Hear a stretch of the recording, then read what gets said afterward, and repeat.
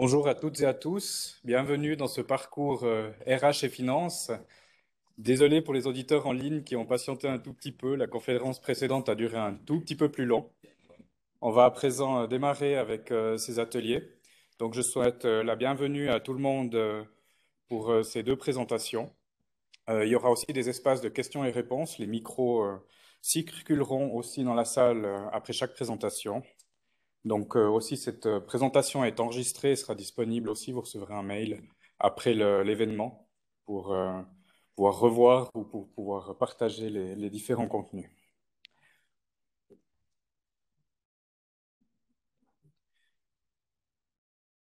Donc, pourquoi ce parcours RH et Finance? Ben, comme vous le savez ou peut-être pas, mais vous l'avez peut-être vu sur les stands à l'entrée, donc le groupe T2I, on est actif dans différents secteurs d'activité, gestion documentaire, les RH, les infrastructures et les ERP communales. Et puis plus particulièrement en lien avec nos applications RH et gestion documentaire, on a régulièrement ces thèmes qui reviennent, c'est comment valoriser le capital humain et aussi les questions de cybersécurité. Donc les thèmes étaient très à propos pour vous proposer ces différents échanges. Et puis donc ça va se dérouler en deux parties. Et la première partie va commencer avec Nicolas et Sylvain de Skillspotting, qui vont vous donner un petit aperçu de la gestion du capital humain dans les entreprises. Je leur cède la parole.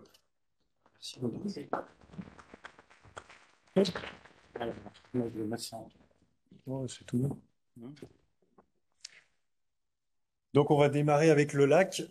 On l'a tous, on le voit tous assez régulièrement. Donc ce lac qui symbolise ce sur quoi on va discuter ensemble pendant un petit moment, à savoir le lac de données. On va réfléchir ensemble sur cet aspect des choses par rapport au capital humain. Qu'est-ce qui fait du sens en termes de données? Et puis on va vous proposer de partir en voyage parce que après tout, c'est plus sympathique. Donc cet après-midi, on vous propose un petit voyage. D'abord, on va réfléchir sur la destination, parce que quand on part en voyage, évidemment, il y a plein de possibilités. Donc on va réfléchir où est-ce qu'on a envie de partir en voyage. Et puis après, on réfléchira sur comment mettre en œuvre notre voyage pour arriver à ce fameux data lake. Et puis, on verra qu'il y a des activités, parce qu'une fois qu'on est arrivé, forcément, on va avoir envie de s'amuser, on va avoir envie de faire des choses. Donc, on va regarder tout ça ensemble. Où est-ce qu'on va? Comment on y va? Et qu'est-ce qu'on fait une fois qu'on est arrivé? Donc, c'est parti pour le voyage. Accrochez vos ceintures. Il n'y aura pas trop de turbulences. On a un temps sympathique aujourd'hui. Donc, la destination, c'est la résilience organisationnelle. Alors, on en entend beaucoup parler de la résilience avec la Covid, avec d'autres choses. En quelques mots, la résilience, qu'est-ce que c'est? C'est très simple. La résilience, elle a trois composantes. La première, c'est la capacité à gérer une crise. Tout le monde, individuellement, toute organisation va avoir des crises à gérer. Comment je fais pour pouvoir la gérer? La deuxième chose, c'est, soyons pragmatiques, anticipons les crises plutôt que de les subir. Certaines crises, on peut les anticiper. Eh bien, ces compétences-là, ça fait partie de la résilience également. Et la troisième composante, la plus difficile à mettre en œuvre, mais la plus puissante, être capable de se transformer grâce à la crise. Donc on transforme une contrainte, une crise, en une opportunité, un changement qui va nous rendre plus puissants individuellement ou notre organisation. Donc ça, c'est la résilience organisationnelle, c'est la destination qu'on vous propose d'atteindre. Alors en quelques mots, dans cette résilience, vous voyez ici un iceberg qui est d'ailleurs sur toutes les affiches de Data Trends 2021. Donc les organisations en fait ont une très grande facilité à voir certains éléments, certaines données. Toutes les données qui sont en haut en termes de stratégie, on va dire qu'on va être très optimiste. La plupart des organisations ont une stratégie qui est claire, qui est précise. Elles ont également la capacité à voir comment elles sont organisées. Elles savent à peu près ce qui est leur avantage concurrentiel. Et puis en revanche, il y a des données pourtant fondamentales où ça devient plus compliqué. Les compétences, surtout comportementales, les motivations, les valeurs, la culture, tous ces éléments, elles ont beaucoup plus de peine à en parler, elles ont beaucoup plus de peine à avoir des données fiables dessus. Et pourtant, ces données, elles sont très importantes, comme on va le voir. Donc pour finir sur notre destination, finalement, c'est quoi cette résilience, c'est quoi cet objectif qu'on se fixe en termes de voyage? C'est tout simplement de connecter dans mon organisation ou à titre individuel ma vision, ma stratégie avec la capacité de la mettre en œuvre. C'est bien d'avoir une stratégie, mais si je ne suis pas capable de la mettre en œuvre, j'ai un gros problème. Et puis, on se rend compte qu'il y a quelques piliers que vous voyez apparaître. Pour pouvoir mettre en œuvre cette stratégie, en fait, ça veut dire qu'il faut que je sois au clair sur ma culture organisationnelle. Quelles sont mes valeurs? Quels sont les comportements attendus? Comment ça se transcrit? Je ne parle pas des affiches dans les couloirs, je parle vraiment de comportements qui vont être valorisés avec du feedback et des comportements qui vont être challengés aussi avec du feedback. Après, de cette valeur, bien sûr, en complément, je vais avoir tout ce qui est innovation, changement, puisque si je veux être capable d'être résilient, ça veut dire que je suis capable d'innover, je suis capable de gérer le changement. On en reparlera avec Sylvain tout à l'heure. Et puis, il y a le knowledge management, ma capacité à diffuser de la connaissance dans l'organisation. Si je ne sais pas faire ça, donc si je ne suis pas au clair sur les compétences, qui est une donnée très particulière, je vais avoir du mal. Et tout ça va aussi être lié à mon organisation, ma structure organisationnelle. Et oui, si j'ai une structure en silo, c'est marrant, ça marche beaucoup moins bien. Par contre, si j'ai une structure plus agile, ça marche beaucoup mieux. Et tout ça, c'est un peu comme l'anneau unique. Il y a un anneau, vous savez, pour les gouverner tous. Là, c'est la même chose, mais du côté positif de la force. Le leadership, c'est ce qui va permettre de mettre en musique ces différentes composantes. Je peux avoir toutes ces composantes, mais si au niveau leadership management dans mon organisation, je ne suis pas à la hauteur, ça va marcher beaucoup moins bien. Donc, ce voyage vers la résilience organisationnelle, il repose sur ces éléments et de ça, de notre capacité à mettre en œuvre, telle une symphonie, ces différents corps musiques, c'est ce qui va nous amener l'expérience de nos collaborateurs et l'expérience client très favorable. C'est donc le lien entre ce que je veux accomplir, ma stratégie, et ce que je vais être capable d'accomplir concrètement. C'est évidemment ce à quoi on aspire tous. Et ça va nous permettre, si on reprend maintenant l'angle des données, on va dire, tous les niveaux principaux dans l'organisation vont réussir à faire des choses beaucoup plus efficacement. Au niveau des CEO, C-level, ça veut dire que je vais être capable de piloter ma stratégie. Je vais me rendre compte si oui ou non on a ce qu'il faut. Et parfois, il y a plusieurs pistes stratégiques qui s'ouvrent. Je vais pouvoir dire c'est celle-là qu'on va choisir parce que c'est celle-là pour laquelle on est le mieux équipé. Là, ça devient vraiment intéressant. Au niveau du management, des chefs d'équipe, des directeurs, je vais pouvoir piloter la compétence au plus fin dans mon équipe, là encore, pour atteindre les objectifs et ainsi de suite. Parce que j'ai les bonnes informations à ma disposition. Et au niveau individuel, vous, moi, on va être capable de dire, tiens, là, je vois comment je me positionne sur mon poste et je vois comment je pourrais évoluer. Et puis, je vois aussi, dans 2, 3 ans, il y a peut-être des postes qui m'intéresseraient et je comprends comment je vais pouvoir y accéder grâce à ces fameuses données, encore une fois. Donc, je pense qu'on est assez au clair sur où on veut aller. Donc, maintenant, j'ai déjà commencé bien sûr à en parler, quelles sont les données dont on a besoin pour prendre ces bonnes décisions, peu importe où on est, hein. Tout en haut, manager, individu, on a besoin de ces données pour pouvoir être efficace dans notre vie, pour pouvoir poser des vrais choix. Parce que si on ne pose pas des choix, vous savez comment ça se passe. Il y a le vent qui souffle, puis des fois il souffle bien du bon côté, puis on va aller vers des choses sympathiques. Puis des fois il souffle plutôt du mauvais côté, et puis on va avoir des choses un peu moins sympathiques. Si on pose des choix, c'est nous qui avons le gouvernail, c'est nous qui avons le manche entre les mains, si on garde notre allégorie de l'avion, et on va pouvoir choisir où on va, ce qui est beaucoup plus sympathique. Donc, c'est quoi les données dont on a besoin? En fait, on vous propose une définition qui a été définie il y a longtemps par un coach sportif qui nous dit la performance, c'est très simple, c'est une fonction des compétences multipliées par la motivation. Donc les compétences, comprenez, comportementales et techniques, et la motivation. Ça veut dire que cet aspect motivationnel, il est extrêmement important, et je le rappelle, il est difficile à mesurer. Les comportements, très importants, très difficiles à mesurer. Vous connaissez la blague, hein, puisqu'on est dans le parcours RH Finance. On recrute pour les compétences techniques, on licencie pour les compétences comportementales. C'est mieux d'avoir toutes les infos dès le départ, comme ça on fait les bons choix, ça évite aux gens d'être dans des situations plutôt d'échec, et c'est beaucoup plus pérenne.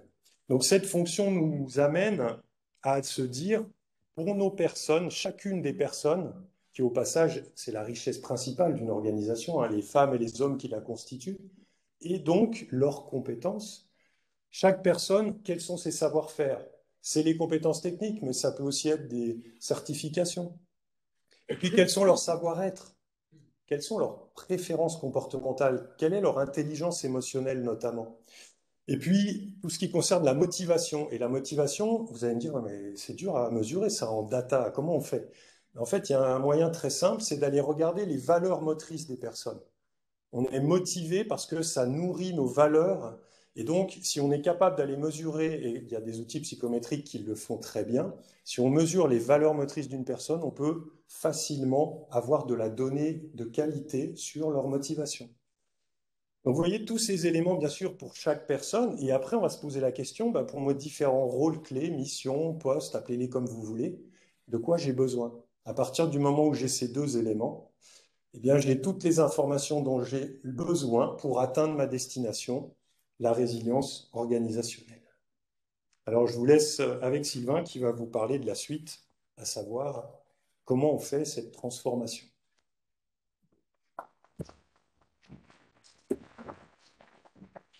Merci Nicolas.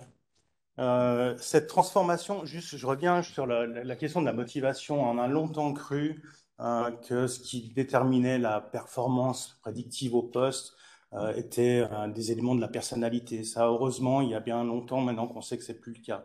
L'élément qui apparaît le plus probant maintenant, c'est l'élément de la motivation. On développe des compétences beaucoup plus rapidement si on est motivé. Alors c'est peut-être une porte ouverte là que j'enfonce, mais qui est très importante à prendre en compte quand on va analyser toutes ces données. Et comme l'a dit Nicolas, on a maintenant la possibilité d'aller mesurer ces éléments qui sont les éléments moteurs de la motivation chez les personnes. Alors les activités de transformation, on pense que le changement, c'est pas quelque chose qui doit être anxiogène, bien qu'on ait quand même souvent ce sentiment. Le changement, c'est quelque chose que tout le monde souhaite, mais quand il s'agit de se mettre en mouvement, là c'est un peu plus compliqué. On se rend compte aussi que dans les entreprises, on a des attentes de la part des collaborateurs qui peuvent être très variées. Je rappelle qu'on a en ce moment un phénomène qui est unique, qui est d'avoir des générations qui ont des attentes et qui ont vécu des choses très différentes. On a des baby-boomers qui ont changé peut-être 1 à 2 fois de métier dans les entreprises et on a des jeunes qui rentrent sur le marché du travail qui vont statistiquement changer une dizaine de fois de métier. Donc là, on a des attentes qui sont très différentes entre des gens qui vont chercher plutôt du pop-up business, hein, les multi-jobs, et des personnes qui sont fidèles à l'employeur et à la profession. Comment conjuguer tout ça? Comment activer ce moteur du changement dans l'entreprise? Alors, on a mené un certain nombre d'expériences et d'ateliers avec des entreprises sur cette question-là. Et puis, on s'est dit, ben, quel exemple pourrait être un exemple qui parle à tout le monde? Ben, voilà, on a tous connaissance de l'évolution, par exemple, du métier de facteur. Alors, facteur, à l'époque de nos parents ou nos grands-parents, il fallait savoir faire quoi, selon vous? Principalement, santé. Qu'est-ce qu'il fallait savoir faire quand on est facteur? Dans les années 60. Lire un plan, pédaler, hein, ça leur fait un petit peu de maintenance de bicyclette. Pas avoir peur des chiens, bon, ça c'est toujours d'actualité, je crois.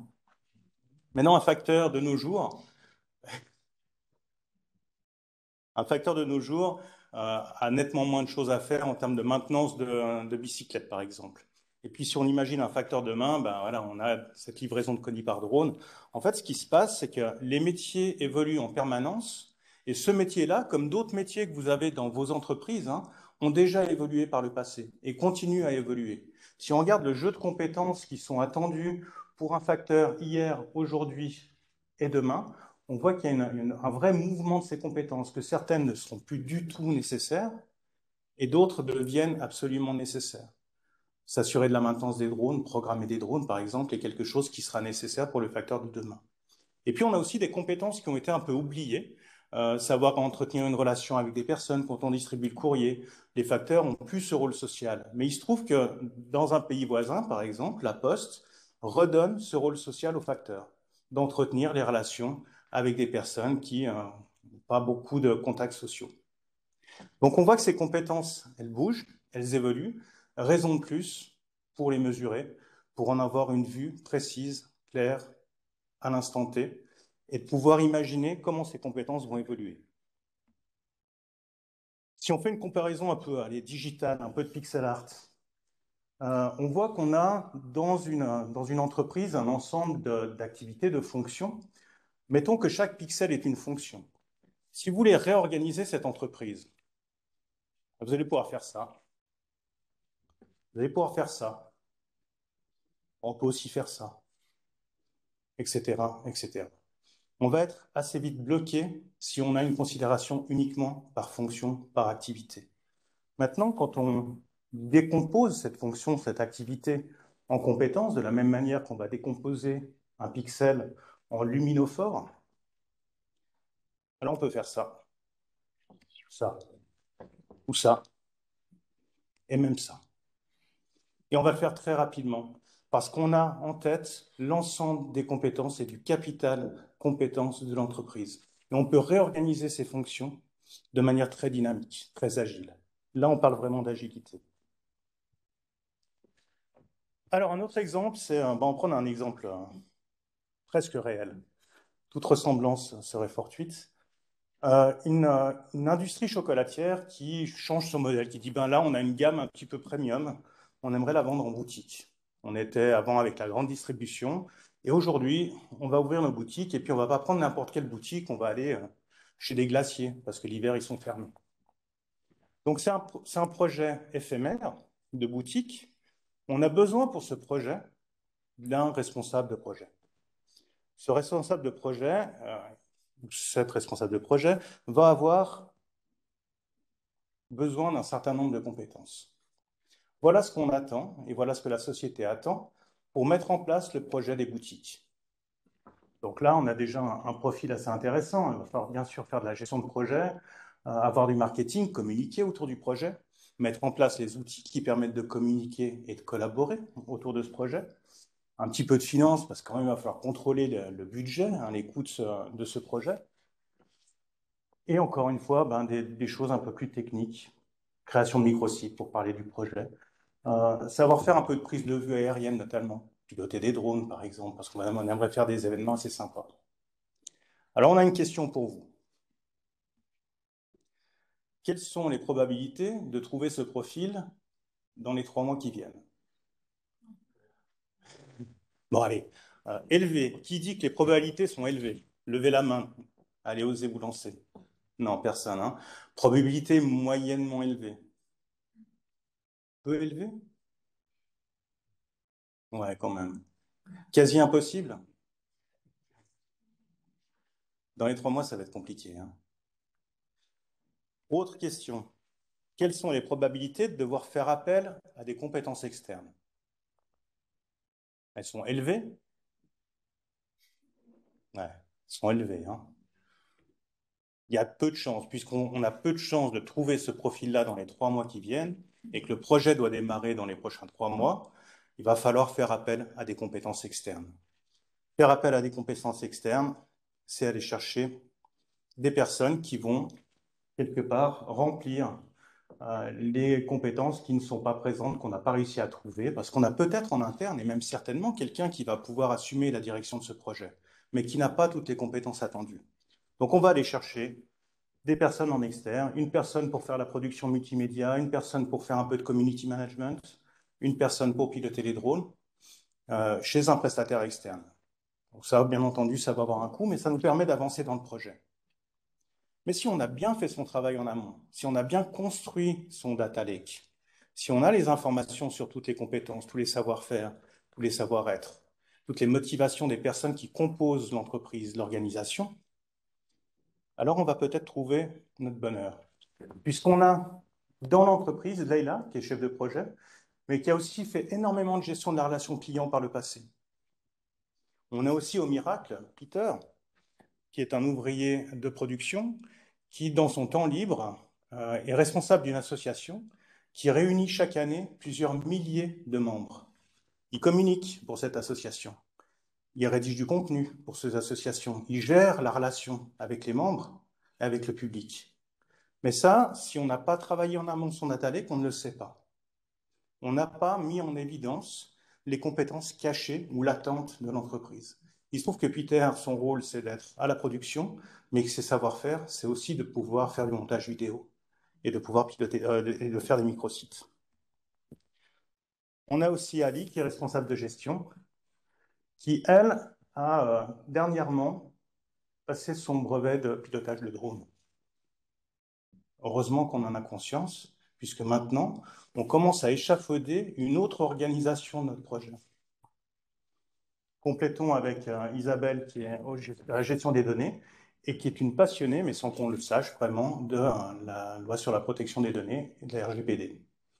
Donc, elle se passionne pour ce sujet, mais elle n'est pas forcément impliquée dans des projets RGPD dans son entreprise. Là, on le sait. Donc, quand on a développé quelque part ce besoin de mettre en place des boutiques, si on s'appuie sur nos compétences internes, on a des coûts externes qu'on va pouvoir fortement limiter, pour ne pas dire éviter. Puisque on va demander à Peter de prendre 10% de son temps, Peter, ouvrier de production, 4 500 francs par mois, on va prendre 10% de son temps pour aller apporter ces compétences-là, qui vont coûter respectivement, du coup, 180 francs, 230 francs, 240 et 350 francs pour un mois de travail, au lieu des 1000, 2000, 2000 et 4000 francs.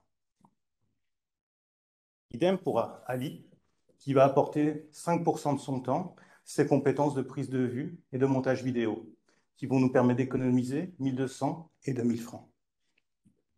On se retrouve avec moins de besoin de compétences externes. On a les compétences en interne qui nous coûtent nettement moins cher et qui, j'ai envie de dire surtout, vont favoriser à développer encore plus et à augmenter la motivation des personnes qui seront impliquées sur des projets pour lesquels ils n'auraient pas pu être impliqués si on n'avait pas fait au préalable cette analyse, si on n'avait pas géré notre set de données RH. Voilà. Je crois que là, il y a une démonstration assez claire de ce qui est possible de faire quand on va aller chercher ces données. Bien entendu, on va au-delà des titres de fonction des personnes. Il faut vraiment aller chercher toutes les compétences fines des personnes pour pouvoir restructurer une organisation, répondre aux besoins d'un projet en limitant ses coûts et en pouvant gérer le budget de manière beaucoup plus agile.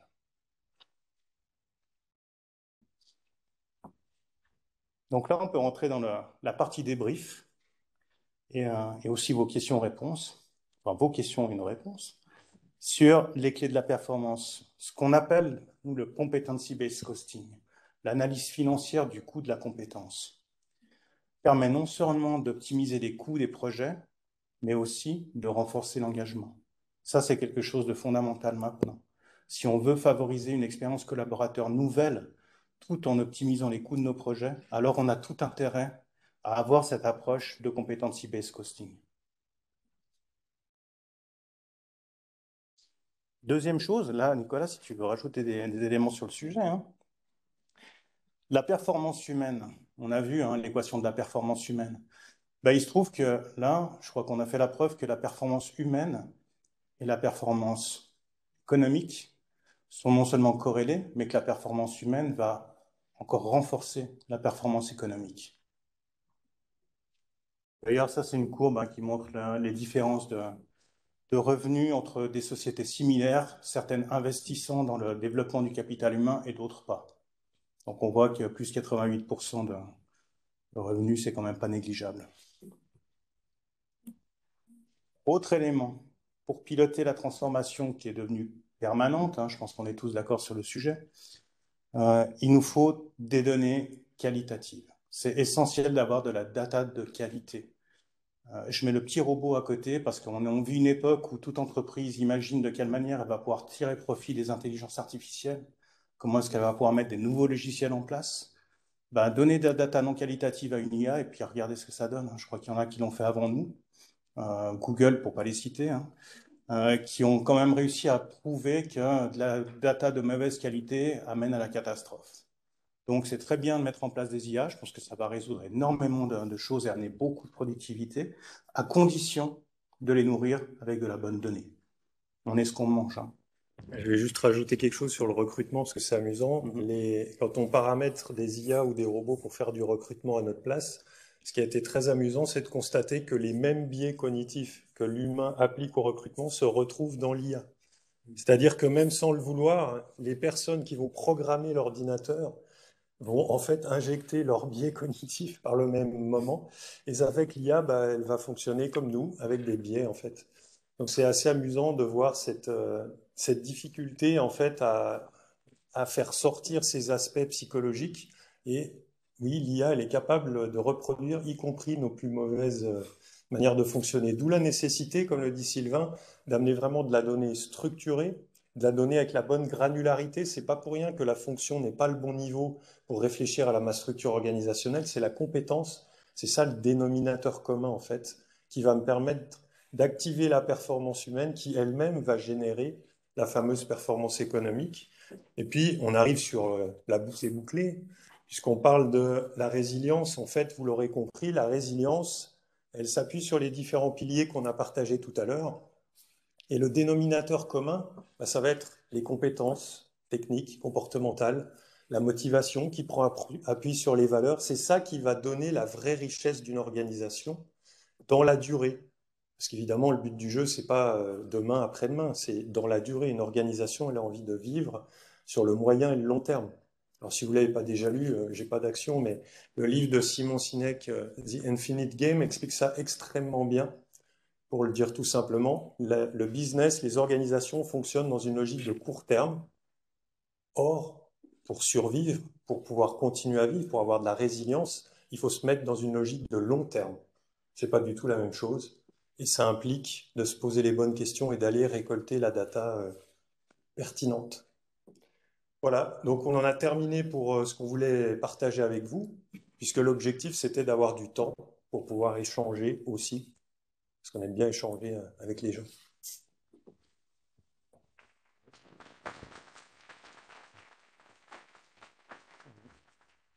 Merci beaucoup. Donc, il y a un micro qui va circuler dans la salle. Et pour les personnes qui nous écoutent en ligne, vous pouvez taper vos questions dans la petite fenêtre à droite de votre écran. On les lira à haute voix ici dans la salle. Donc, n'hésitez pas. Le temps est prévu pour ça.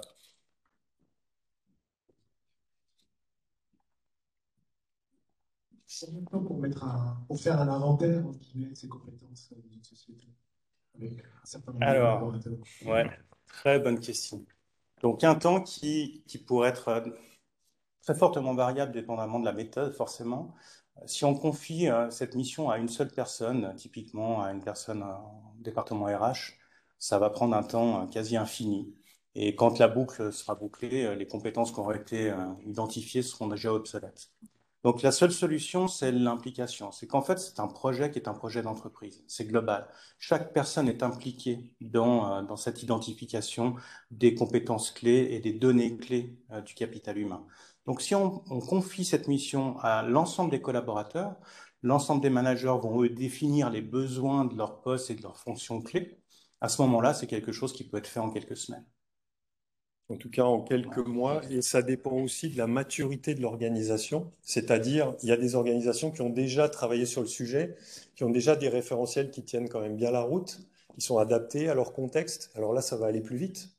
Et puis il y en a d'autres qui en sont pas encore là et qui vont avoir besoin de poser les fondamentaux. C'est comme une maison, hein. Donc si j'ai pas les fondations, ça sert à rien de monter les murs très rapidement et le toit parce que ça va s'écrouler au bout de 2 mois.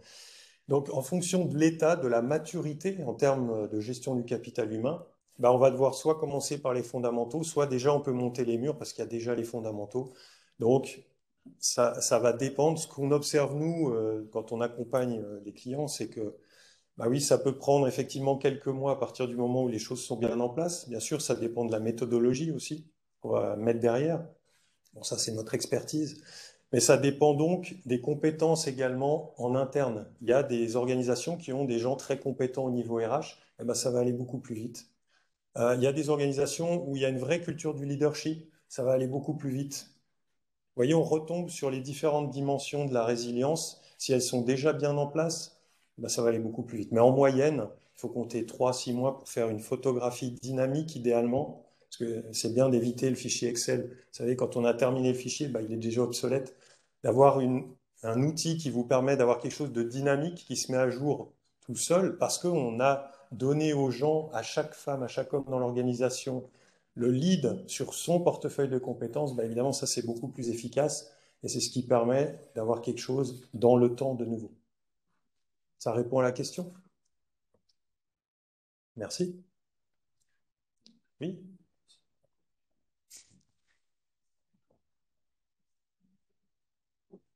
J'aimerais savoir si vous pourriez me donner un exemple d'une manière efficace de recueillir les informations, les données sur la motivation des collaborateurs, en passant par les valeurs. Comment concrètement vous procédez pour le faire? Alors, en fait, comme je le disais, on passe par des outils psychométriques. Donc, bon, nous, on a l'habitude d'en utiliser certains, mais en gros, c'est très simple. La méthodologie est la suivante.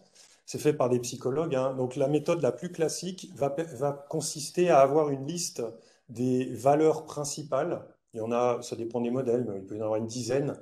Et en fait, on va demander aux gens de réfléchir et de dire parmi ces deux valeurs laquelle je préfère. Puis vous allez avoir la combinaison, toutes les combinaisons, et à la fin, on va avoir une hiérarchie des valeurs qui va montrer qu'est-ce qui motive la personne.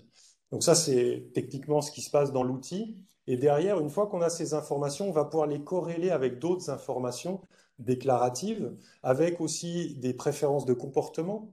Et ça va nous donner quelque chose de assez puissant sur la motivation, qu'est-ce qui motive une personne. Et après, bien sûr, on peut faire des recoupements. Si on a toute cette information, on peut recouper aussi avec d'autres éléments et on va pouvoir du coup piloter la motivation avec vraiment des données très très fiables. Enfin voilà, ça marche comme ça en fait, hein, derrière. Et puis, je peux aussi ajouter une des dimensions et un outil qu'on utilise aussi, qui lui, pour le coup, complètement déclaratif, hein, où les personnes peuvent exprimer leurs préférences en termes d'environnement de travail. Je préfère travailler pour une start-up, pour une multinationale, me lever à des heures précises, me déplacer à vélo à 5 km de chez moi. J'aime un management plutôt directif ou plutôt participatif. Toutes ces questions-là, hein, qui sont, nous, on appelle ça ma journée idéale. En gros, comment est-ce que je décrirais ma journée idéale? Sont des éléments de motivation profonde qui viennent renforcer l'analyse qui est faite sur les valeurs, qui, elles, sont beaucoup plus macro, où on est sur le pouvoir, la reconnaissance, etc.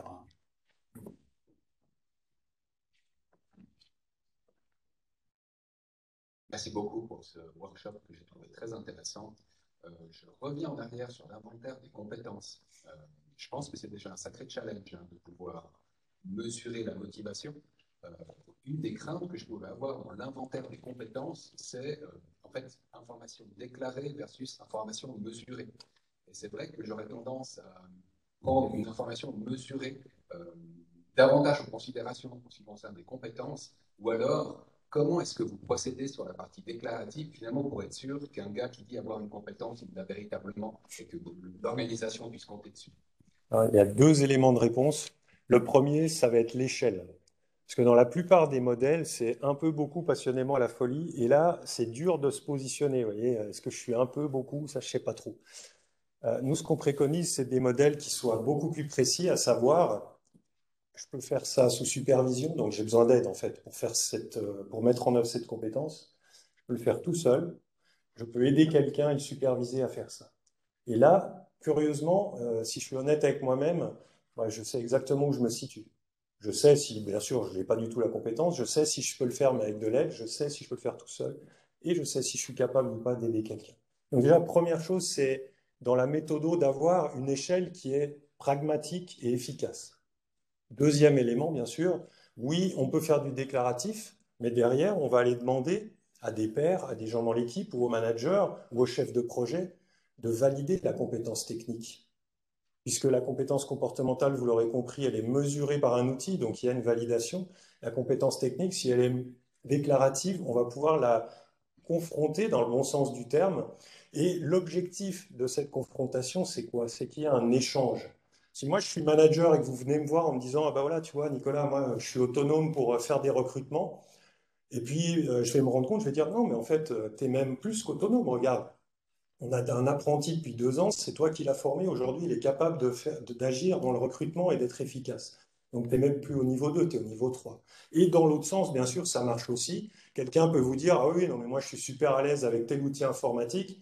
Et vous allez pouvoir lui dire, c'est curieux parce que dans les 3 derniers mois, tu as demandé de l'aide presque chaque semaine à Michel pour qu'il t'aide à mettre en œuvre cet élément. Donc, je pense que tu es encore au niveau 1. Et l'objectif, vous voyez, c'est cette discussion aussi que ça amène. Bien sûr, il y a la mesure qui fait du sens, mais il y a surtout ce qu'on va en faire derrière. Et c'est pour ça que le leadership, le management est si important, parce que l'outil peut être excellent, mais si derrière il est mal utilisé, bah, ça ne va pas donner la performance attendue. Par contre, s'il est bien utilisé, ça va créer des opportunités pour aller encore plus loin dans l'échange entre les personnes.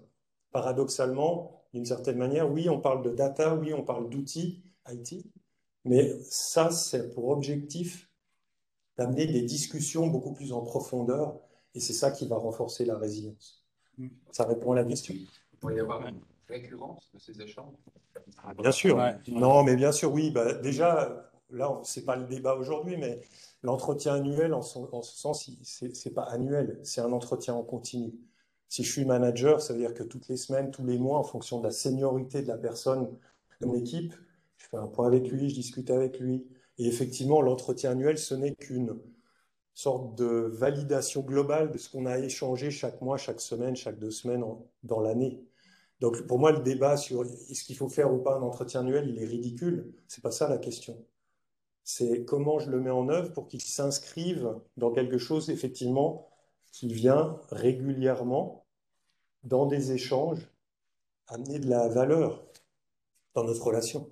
C'est ça qui fait du sens. Et puis, je vais juste peut-être encore une chose, encore un élément qui est le langage commun. Il y a besoin pour ça et pour cette évaluation, auto-évaluation, validation par un manager, d'avoir un langage commun. Ce langage commun, qui est le langage de la compétence, il doit être structuré déjà d'une part et il doit surtout être suffisamment simple pour que chacun puisse se l'approprier.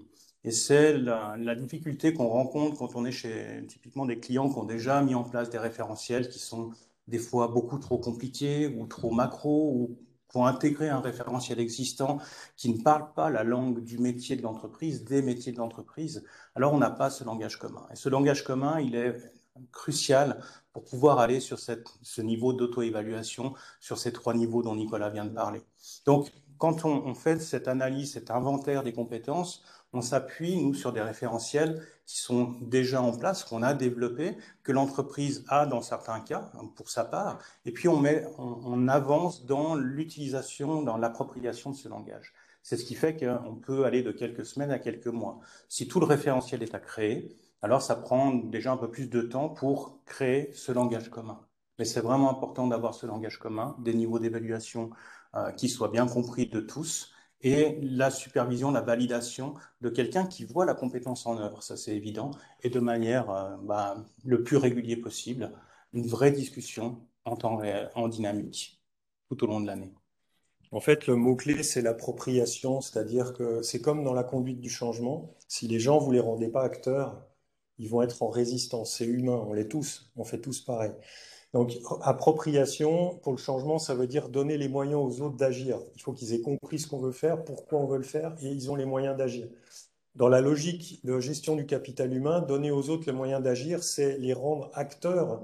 Et c'est pas pour rien que c'est si important que ce soit les personnes elles-mêmes qui amènent et qui décrivent leur mode de fonctionnement, leurs compétences techniques, parce que ça les implique dans le processus. Et après, ça crée un échange. Donc l'appropriation est un élément clé. Pour l'avoir vu et l'avoir fait il y a longtemps dans ma carrière RH en entreprise, si les gens ne s'approprient pas les choses, si on fait ça dans notre coin au niveau RH et qu'on le jette après comme ça dans l'organisation, ça ne fonctionne pas. Tester et approuver, ça ne fonctionne pas. À partir du moment où on implique les gens, où ils sont copartenaires, eh bien ça fonctionne. C'est ce qu'on a vécu aussi avec des clients qui tournaient en rond depuis des années sur cette problématique. Dès qu'on met la bonne méthodologie, c'est marrant, ça marche beaucoup mieux et on arrive à aller de l'avant. Il y a encore une question peut-être, on a encore, sauf erreur, c'est 15 heures. Hein. Il reste 2 minutes. Il reste 2 minutes. Alors on a le temps de prendre une dernière question. Et puis après, on laisse la place à la suite. En fait, sur ce que vous venez de dire dernièrement, en fait, je me disais, quel est pour vous, dans l'expérience que vous avez eue au travers de différentes entreprises, quels sont les meilleurs moyens d'impliquer justement les collaborateurs? Dans toute entreprise, on est tous différents, il y a des méthodes différentes, il y a la méthode RH impose ou la méthode de management impose. Donc pour vous, selon vous, quels sont les meilleurs moyens justement de faire prendre la sauce, on va dire, que les gens s'impliquent pas parce qu'on leur impose et parce qu'on leur dit c'est comme ça que tu vas te développer, mais parce qu'ils le sentent vraiment comme votre projet. Je disais, moi je suis pilote de drone dans ma vie. De toute façon, je vois un projet où je peux mettre en avant mes compétences. Là, ça me motive. Qu'est-ce que vous conseillerez ou qu'est-ce que vous avez identifié au travers de vos expériences pour motiver les gens à s'impliquer à remplir ces compétences et qui suivent, quoi. Bah, vous avez donné la réponse. La réponse, c'est il faut que les gens comprennent en quoi ça va leur être utile. Donc là, vous avez donné la réponse. Si moi, je travaille en production, puis que tout d'un coup, on vient me chercher sur un projet transverse pour piloter un drone, alors que j'adore faire ça, ben ça y est, je comprends très bien pourquoi on veut que je rentre mes compétences, et puis je peux vous dire, je vais être motivé, je le ferai même le week-end s'il faut. Donc, comment ça marche? C'est très simple. Il faut expliquer aux gens pourquoi on met ça en place, et ça fait partie de l'accompagnement du changement, hein. J'ai une vision, je la partage. J'explique pourquoi le statu quo ne tient pas et je donne le pouvoir aux autres d'agir. C'est les 4 premières étapes d'accompagnement du changement. Donc, expliquez aux gens, et si les gens comprennent ce qu'ils vont pouvoir faire et ce que vous voulez mettre eux, après, bien sûr, il y a des intérêts, on l'a dit, hein, pour les managers et pour la stratégie, mais à leur niveau. Moi, si je comprends que ça va m'aider à mieux définir les challenges, ce que l'entreprise attend de moi pour mon poste, puis que ça va m'ouvrir des portes en termes de mobilité, bah, évidemment que je vais m'impliquer. Mais c'est ça que les gens doivent comprendre. Et après, ça marche tout seul. Bah, merci beaucoup.